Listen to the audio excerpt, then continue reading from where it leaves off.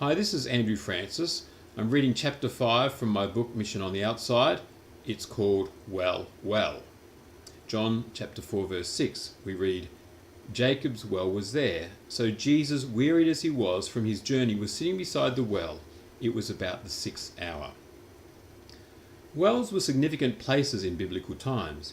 In a region of the world that continues to receive low rainfall, wells provided life. They were places that ensured flocks of sheep and goats along with camels could be watered. In the book of Genesis, we are told that certain wells were the source of arguments between the patriarch Abraham and surrounding tribes over ownership and rights. Again, in Genesis, it was at a well that Abraham's servant came across the beautiful Rebekah, the young woman who would soon become Isaac's wife. Likewise, it was presumably at the same well where Isaac's son Jacob would first lay eyes on and fall in love with Rachel when she turned up seeking to draw water for her flock of sheep. Even in the time of Jesus, wells as the one source of water for a town or community continued to hold great significance for most people. And so at a certain time of day, normally in the cool of the evening, the women would gather around the well to collect the water they needed for their family. At such times, they would inevitably talk and discuss the business or gossip of the day. It was a chance to catch up with neighbours and hear how the children were going, what the husbands were up to, and so on. Lonely shepherds would also come in from the fields where they had watched their flocks graze, and they too would water their flocks whilst enjoying the company of others. Stories would be shared of a poor sheep that fell off a cliff, or the bravery of a shepherd who fended off wild animals. It was an opportunity for friendship, fellowship, and refreshing. Now it is evident in our story that Jesus was sitting beside the well simply because he was tired. He was also thirsty and in need of a drink. It was the middle of the day, and he'd been walking with his disciples in the heat of the Judean sun. The disciples had left him to collect his thoughts and have some time alone. And yet at this very well, who should turn up but a lady in need not only of physical refreshment, but also spiritual. I shouldn't have been surprised when a number of years ago I sensed the Lord's specific call to me to go and hang out at a gay bar.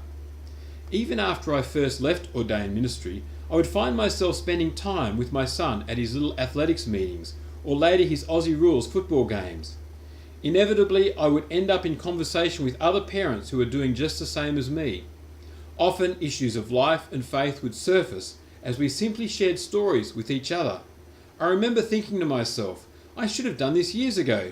Sadly, like all too many Christians, I was so busy doing church work, I had no time to meet, let alone hang out with non-Christians.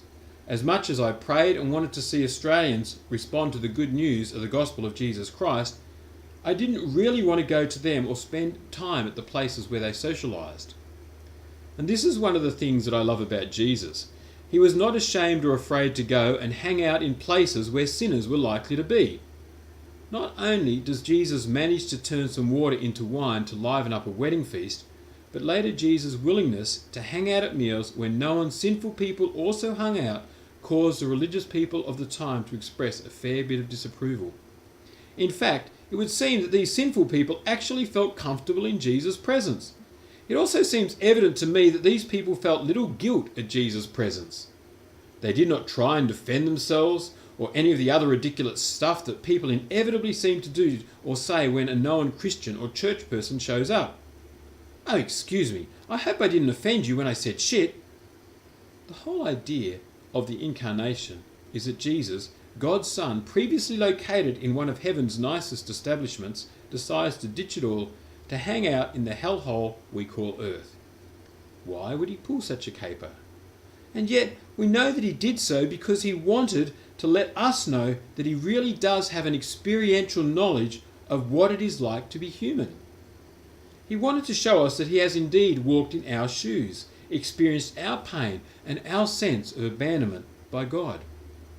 He also wanted to let us know unequivocally that he is not so offended by our sin and our humanity to simply give up on us as some sort of cosmic bad joke.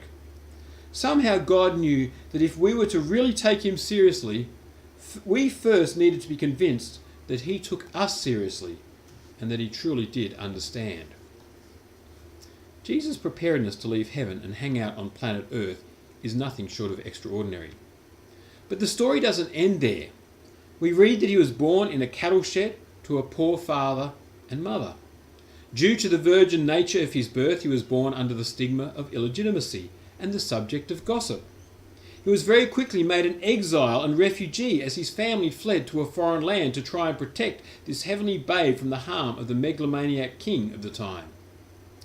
On returning to his homeland, he finds himself growing up in the backwoods of Galilee, and so his life began under a cloud of misunderstanding and continued in obscurity. When the time finally comes for his mission to begin, Jesus quickly discovered that there are more who didn't want to know him than those who did. And yet, as we have seen previously, Jesus didn't seem to go to any great lengths to prove himself, to win friends and influence people. In fact, if anything, he seemed to go to extraordinary lengths to do the opposite, hanging out with sinners, ditching crowds for the sake of individuals, and preaching offensive sermons. The interesting thing I've found in regularly spending time at a gay bar is that there are a lot of sinners out there who are truly searching for something more. When they want refreshment, to touch base with friends, or just to have a good old gossip, most of them don't think, oh, I will just go and visit the local church. In fact, if the truth be known, most think the church is the last place they might want to go. Despite the fact that sinners in Jesus' time felt comfortable when the Son of God turned up at one of their parties, they were probably even happy to invite him to the next one. Many non-believers I meet, whether gay or straight, wouldn't bother inviting Christians, Jesus followers, to their parties and gatherings. In Australia, most people don't want to think of themselves as religious. The church, despite its protestations to the contrary, is understood as a place for religious people. And most non-Christians in Australia are very suspicious of outwardly religious people. Many are convinced, as I've been told on a number of occasions, that God hates them. And so, oddly enough, sinners in Australia have somehow received the message that God probably hates them and that God's followers, presumably reflecting the nature of the God they worship, also don't want to associate with them. Most of us are probably aware that Jesus never sinned, so on the face of it, sinners wouldn't feel comfortable with him because he slept around, as they did, or cheated on their tax returns, or made up filthy jokes about women, or got drunk. Yet, they still felt comfortable with him and presumably believed he was actually for them and not against them. It was likely that they understood this as much as they did because he was willing to spend time with them on their turf when other religious people wouldn't.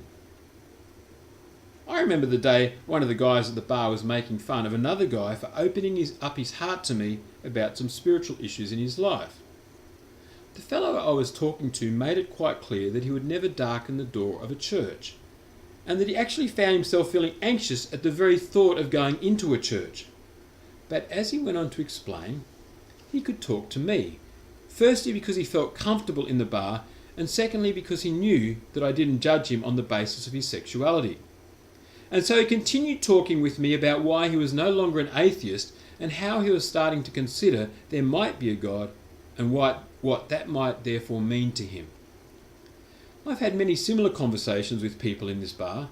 I've even prayed for quite a number of them with their full agreement, and this openly witnessed by friends at the same table. People there know that I'm a believer in Jesus and that I used to be an Anglican priest. They know I'm there because I believe God wants me there. On the whole, most of the people who have come to know and befriend me are more than positive about my presence. This is their well, and I am in their territory. I drink their beer, I listen to their music, I hear their stories, and often share firsthand their heartaches and tragedies. As a young man I mentioned made clear, just the fact that I am in a place where he feels comfortable lets him know that I care. Hopefully it also lets him know that God, who has sent me, the God in whom I claim to believe, also cares. For all of us who believe in Jesus, there is a challenge to find out where the wells are in our community. We do well to ask where the places are where people gather, seek refreshment and relationship. Where are the places people are seeking? If we can work this out, then maybe we might be the ones to start by simply spending time there. Those who are seeking might just happen to bump into us and be pointed to the one who can offer living water that will never run dry. Living water that will truly satisfy.